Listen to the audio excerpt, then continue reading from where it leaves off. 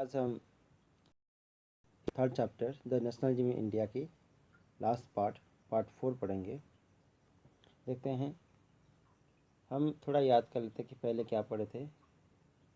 हम इससे before part में हम लोग पढ़े थे कि सिविल डिसऑर्डर किस तरह से हुआ, सॉल्ट सत्याग्रह किस तरह से हुआ, सॉल्ट मार्च किस तरह से हुआ, उसके बारे में पढ़े थे। आज देखते हैं और आगे का टॉपिक आता है पार्ट 4 में। चलो देखते हैं। Efforts made by Gandhiji for the upliftment of Dalits. So Gandhiji was against the untouchability. He said that Swaraj would not come for the 100 years if untouchability was not abolished.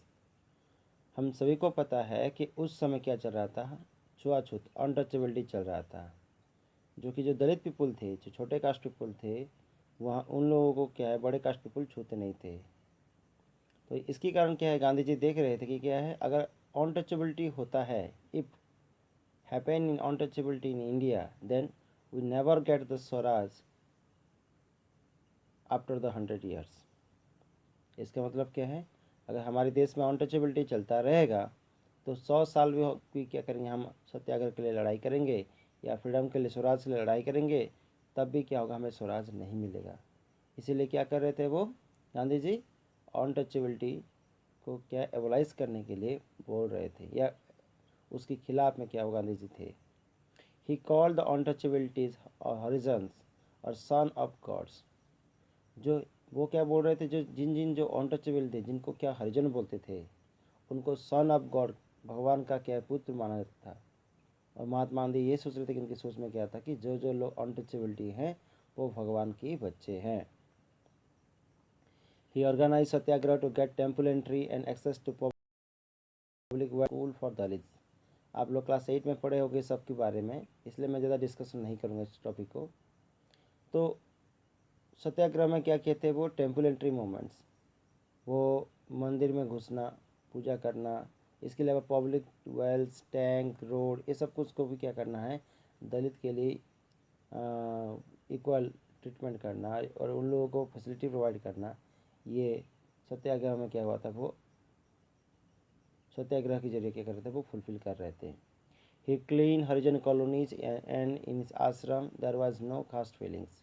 इसीलिए वो क्या हुआ था कि अपने आश्रम में क्या हुआ था, वो कोई फीलिंग्स बिना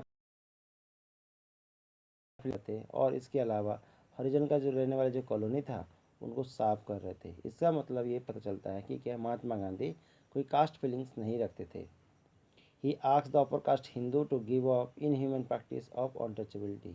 और जो अपर कास्ट हिंदू थे, जो बड़े कास्ट के जो हिंदू लोगों को ये बोल रहे थे क्या कि जो कास्टिज्म सिस्टम क्या है, ये इनह्यूमन प्रैक्टिस है, इसलिए इसको क्या करना चाहिए, बंद करना चाहिए। इनह्यूमन प्रैक्टिस ऑफ अनटचेबिलिटी को क्या करना चाहिए, बंद करना चाहिए। और सबके साथ मिलजुल के क्या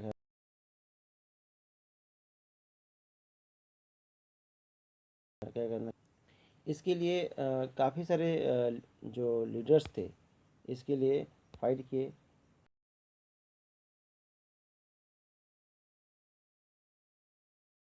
जिसमें जिसमें बी आर अम्बेडकर का इम्पोर्टेंट रोल था। देखते हैं Gandhi ji versus B R Ambedkar. Dr. Ambedkar demanded separate electorates for the Dalits. He thought that a share in political power would help in the upliftment. Gandhiji opposed separate electorates. He thought that it would be create disunity. So they clashed in the second round double conference. जब doctor B R Bhimrao Ambedkar ने क्या हुआ था कि गांधी के सामने क्या हुआ था, एक अलग से इलेक्टोरेट रखने के लिए, इलेक्शंस प्रक्रिया मतलब संविधान रखने के लिए क्या हुआ था, डिमांड किए थे। इलेक्ट्रो सिस्टम्स रखने के लिए डिमांड की थी, जहाँ पे क्या होगा, only Dalit people can vote to their Dalit members, या Dalit peoples can make the law for the Dalit peoples. So that what, इसके कारण क्या हुआ, इसके कारण वो सोच रहे थे कि क्या अगर उनको एक अलग से इलेक्टोरेट दिया जाए तो उनका पॉलिटिकल पावर क्या रहेगा, कुछ हेल्प करेगा और वो क्या करेंगे, अपलिफ्ट में हो जाएंगे, आगे बढ़ेंगे। मगर गांधी जी क्या कर दिए, इस चीज़ को पूरा पूरी मना कर दिए। और अगर ऐसा करेंगे तो गांधी समझाए बी आर अम्बेडकर को कि ऐसा करेंगे तो क्या होगा, डिसयूनिटी पैदा होगा। So that in the second round conference, he discussed about the Dalits. Pune Pact. It was signed between Gandhiji and Ambedkar in September 1932. सितंबर 1932 में क्या हुआ था? पूना पैक्ट में क्या हुआ था? गांधी जी और अंबेडकर डिस्कशन डिबेट किए थे, जहाँ पे Gandhi ji brought an end to his fast and he accepted the demand for reservation of seat for Dalit in the legislature and Ambedkar agree to give up the demand for separate electorates. इस Poona pact में क्या हुआ था? गांधी जी और अंबेडकर के बीच में एक डिस्कशन डिबेट हुआ था, जहाँ पे क्या हुआ था? गांधी जी ने reservation of seat for Dalits in legislature में क्या करना, दलित लोगों के लिए रिजर्वेशन सीट प्रोवाइड करने के लिए क्या हुआ था? गांधी जी वहाँ पे फास्टिंग किए थे, इसके लिए हड़ताल किए थे। उसके बाद क्या हुआ? जब उनका डिमांड फुलफिल हुआ, Ambedkar also agree to give up the demand for separate electorates. इसके बाद क्या हुआ? अंबेडकर भी क्या कि जो सेपरेट इलेक्टोरेट्स चाह रहे थे उसको बंद कर दिए। अब देखते हैं the cultural factors and identities which created a sense of collective belonging among the people of India. तो क्या क्या फैक्टर्स है? which are the factors that influence or that affect the collective belongings among the people in India? ऐसा क्या क्या factors है जो कि क्या किया हमारे देश में रहने वाले जो लोग थे सबको क्या किया, एक ही तरह सोचने के लिए मजबूर कर दिया, या देश के लिए लड़ने के लिए क्या हुआ, सबको अट्रैक्शन किया। देखते हैं इमेज ऑफ भारत माता। पहला क्या है? Image of Bharat Mata. Bankim Chandra Chattopadhyay created the image of Bharat Mata. जो भारत माता की जो मानचित्र था, है ना, जो भारत माता का जो पिक्चर था, मानचित्र में सॉरी पिक्चर था, वो कौन बनाया? बंकिम चंद्र चट्टोपाध्याय। रविंद्रनाथ टैगोर प्रिंटेड हर इमेज, और उनकी इमेज को कौन ने प्रिंटेड किया? वो कलर दिया Rabindranath Tagore. Bharat Mata look like a sanyasini, she is called divine in spiritual devotion towards her became a proof of nationalism. Bharat में वो क्या थे? एक सन्यासिनी थे, जो कि सन्यासिनी की व्यवस्था में साड़ी पहन के थे, जो कि क्या है, बहुत काल डिवाइन और स्पिरिचुअल थे, और devotion towards her become a proof of nationalism, और वो खुद को क्या है, नेशनलिज्म की तरह के कर रहे, शो कर रहे थे, मतलब फुल फ्रीडम की तरह वो शो अप किया गया था। आप देख सकते हो कि ये सन्यासिनी है, जो पिक्चर क्या है, भारत माता का है।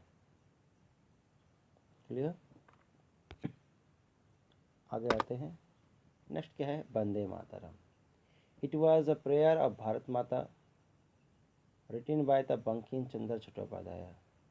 बंकिम चंद्र चट्टोपाध्याय ने क्या हुआ था, एक प्रेयर लिखे थे, जो कि क्या है, लोग ब्रिटिश के खिलाफ में लड़ाई करने के समय क्या कर रहे थे, वो उसको गा के एक यूनिटी स्ट्रेंथ पैदा कर रहे थे। Vande Mataram became the war cry of the Indians. जब लड़ाई करते थे तो इस गीत को गा गा के क्या कर रहे थे, वो अपनी जोश को हौसले में क्या कर रहे थे, बुलंद कर रहे थे, अपनी जोश होश को क्या बुलंद कर रहे थे। कौन सी गीत को? Vande Mataram. It was later include in his novel Anand Math, और इसको क्या हुआ, बाद में अपनी जो नोवेल था, जो बंकिम चंद्र चट्टोपाध्याय का नोवेल था आनंद मठ में, इसको सीमित कर दिया गया था। आप लोग देख रहे होंगे ये पिक्चर्स है, अब अपने एनसीईआरटी में भी ये चीज़ दिख रहा होगा, वंदे मातरम का जो है साइड में आपको दिख रहा होगा। नेक्स्ट क्या है? National flag. ड्यूरिंग द स्वदेशी movement a tree colour flag red green yellow was developed. 1905 में क्या हुआ था? स्वदेशी मूवमेंट हुआ था, जो कि हमारे वेस्ट बंगाल और बांग्लादेश जो अलग हुआ था 1905 में हुआ था। उस समय क्या हुआ था, एक स्वदेशी मूवमेंट के समय एक फ्लैग इम्प्लीमेंट किया गया था, जो कि क्या है, रेड ग्रीन और येलो कलर था। It had 8 lotus representative the 8 provisions of the British India. It also had crescent moon which represented Hindus and Muslims. वहाँ पे क्या था? 8 पद्म थे, जो 8 पद्म था वो क्या क्या क्या सिम्बलाइज कर रहा था, वो आर्ट प्रोविजंस, हमारे देश में जो प्रोविजंस जो एरिया था, अलग अलग एरिया था, जैसे मुंबई और आपका कोलकाता, इस तरह से प्रोविजंस था, मद्रासा, ये सब प्रोविजंस अलग अलग यूनाइटेड उत्तर प्रदेश का जो था, ऐसे अलग अलग प्रोविजंस था। इस तरह से क्या है, 8 प्रोविजंस को उसमें पिक्चर्स में उस फ्लैग में दर्शाया गया था। इसके अलावा वहाँ पे एक क्रिसेंट मून, आधा मून था, जो कि क्या था, उस मून में हिंदू और मुसलमान क्या क्या क्या कर रहा था, वो एक रिलेटिव्स और रिप्रेजेंटेटिव कर रहा था वहाँ पे। इन 1921 Gandhi ji design the Swaraj flag. 1921 में क्या हुआ था, गांधी जी ने स्वराज फ्लैग क्या हुआ था, डेवलप किए थे। It was also a tricolour flag, red green and white. वो भी क्या था, तीनों कलर में था, red green and white. It had spinning wheel which represented the Gandhian idea of self help. वहाँ पे क्या था, एक स्पिनिंग व्हील, जो चरखा था, उसका पिक्चर वहाँ पे था, जो कि क्या है, सेल्फ हेल्प के लिए क्या करता है, इम्प्लीमेंट करता है, खुद संबल बनना, स्वावलंबी बनना, खुद की इनकम खुद करना। The flag became a symbol of the nation. It created the feelings of oneness. People carried the flag in protest, march in the rallies. ये जो फ्लैग था, ये क्या कर रहा था, ये सिंबल ऑफ नेशन के सिंबल कर रहा था, और it created the feeling of oneness, और सबको क्या करता है, एकीकरण और एकत्रीकरण और वननेस फीलिंग्स सबको करवा रहा था। द पीपुल वाट, जो जो लोग क्या कर रहे थे, वार में लड़ाई करने के लिए जा रहे थे या रैली में पार्टिसिपेट करने जा रहे थे, मार्च कर रहे थे, वो सब लोग क्या करते, यूनिटी पैदा करने, वननेस पैदा करने के लिए क्या कर रहे थे, वो फ्लैग लेके जा रहे थे। आप देख सकते हो, ये आपका स्वदेशी फ्लैग है, जहाँ पे वंदे मातरम लिखा है, लोटस है, क्रिसेंट मून है, सनराइज है, और ये आपका क्या है, स्वराज फ्लैग है, जहाँ पे क्या है, चरखा है। क्लियर। आप देखते हैं रीडिस्कवरी ऑफ इंडियन पास्ट, किस तरह से डिस्कवर किया गया था। The British considered Indian backward and primitives. They said that the Indians are not capable to ruling themselves. British ये सोच रहे थे कि क्या कि इंडिया के जो लोग हैं वो काफ़ी पिछड़ा है, काफ़ी बैकवर्ड है, और काफ़ी प्रिमिटिव मतलब आदिवासी है, जंगली है। They said that the Indians were not capable to ruling the themselves. और वो ये सोच रहे थे क्या ये जो प्रिमिटिव होने के, बैकवर्ड होने के कारण क्या हुआ, वो देश को चला नहीं सकते। In the 19th century, some educated Indians started the efforts of rediscover Indian great achievements. अगर 19th सेंचुरी में क्या हुआ था, काफ़ी सारे जो पढ़े लिखे लोग बहुत सारे अचीवमेंट पाने लगे, बहुत सारे मेडल पाने लगे, जो ब्रिटिश गवर्नमेंट क्या कर रहा था, प्रोवाइड कर रहा था। They rediscovered the achievements made by the Indians in art, architecture, science, mathematics, religion, culture, law, philosophy, craft and trade. कौन कौन सी फील्ड में पाने लगे बोलो, आर्ट में, आर्किटेक्चर्स में, साइंस में, मैथमेटिक्स में, religion, culture, law, philosophy, craft, ऐसे अलग अलग क्या है सेक्टर्स में क्या हुआ, अपना जो पहचान बनाने लगे। Knowledge about the great achievement of Indians created national pride, self confidence and patriotism among Indians. और इसके अलावा क्या है, जो जो लोग अचीवमेंट कर रहे थे, वो क्या था, एक नेशन का प्राइड था, देश का एक क्या गौरव था, सेल्फ कॉन्फिडेंस था, खुद के ऊपर बिलीव था कि हम भी कर सकते हैं, हम भी देश चला सकते हैं। जो not capable of ruling themselves था, अब क्या है, वॉज कैपेबल और were capable to ruling themselves हो गया, कॉन्फिडेंस आने लगा, और patriotism feeling among the opinions, और क्या हुआ, देश के लिए प्रेम जागना, और क्या, प्रेम भाव आना, ये लोगों के अंदर में देखने को मिला। अब देखते हैं revival of folklores. Nationalist tour the village to collect the folk songs and legends. जो नेशनलिस्ट लोग क्या करने लगे, गांव गांव घूमने लगे, और अलग अलग क्या था, जो फोक सॉन्ग था, लेजेंड था, वो अलग अलग क्या ढूंढने लगे कि हमारे जो कल्चर्स है, कल्चर्स को बेस करके जो गीत गाया जा रहा था, वो सब कुछ देखने लगे। Rabindranath Tagore collected number of folk songs legends. Rabindranath उसी में क्या है, अन्यतम था, जिसने क्या वो काफ़ी सारे क्या है ऐसे गीतों को कलेक्शन करके रखे थे। इन madrasa, Natasha Sastry published a 4-volume collection of Tamil folk tales, the folklore of southern India। और माद्रासा प्रेसिडेंसी में कौन थे, नताशा शास्त्री थे, जो कि क्या है, आपने तमिल लैंग्वेज में 4 बड़े बड़े बुक्स क्या किए थे, पब्लिश किए थे, जिसका नाम क्या था, जिसका टाइटल था the folklore of southern India. The folk song and legends gave a true pictures of Indian cultures. हम जानते हैं हमारी जो लोकल एरिया में जो चीज़ बजता है, वो सब चीज़ जो चीज़ गाते हैं, वो क्या होता है, हमारी कल्चर्स को, ट्रेडिशंस को क्या करता है, शो अप करता है, ट्रू पिक्चर्स देता है, इंडिया कल्चर्स क्या है वो दिखाता है। This show there are all thoughts and characteristics of Indians. और वहाँ पे क्या था, हमारे हर एक चिंतन, हमारे हर एक चीज़ें क्या हुआ था वहाँ पे देखने को भी मिलता है। यार हमारे वास्तविक में हम कौन हैं वो शो अप करता है उसी गाने से। They created national pride among the people.